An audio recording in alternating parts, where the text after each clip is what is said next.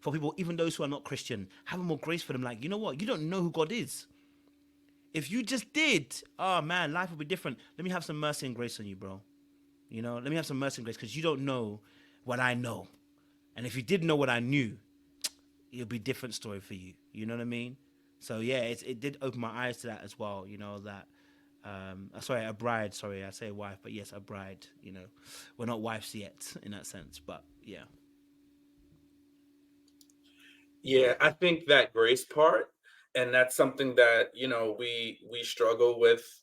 Um, and it's not that it just needs to be wildly just used with everyone, but I just think with our loved ones, um, we just have such an expectation of how they should show up for us, right? And the things that they should do. And I think sometimes, and I think even just being on this channel more and like looking at some of the people and the things that they've done, just kind of helps us to look at things a little more balanced, because I think sometimes when we see something happen, like it's like cause and effect. And it's like there's so much space in between that, because when you think about the things that we do, if you critically look at your actions and the times when you've hurt somebody, you knew it wasn't like, for 9 times out of 10, you didn't just wake up and say, oh, I want to hurt this person.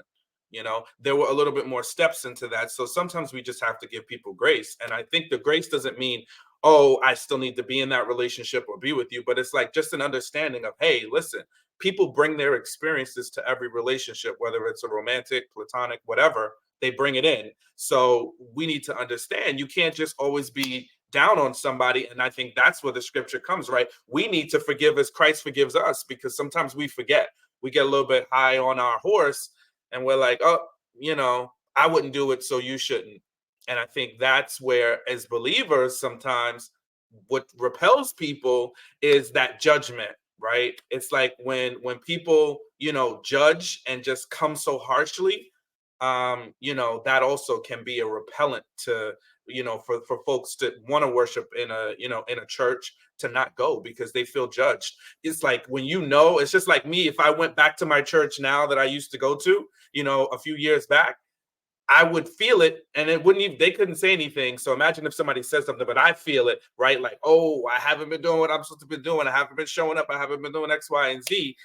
And then you come, and now you got somebody saying, oh, so what you been up to?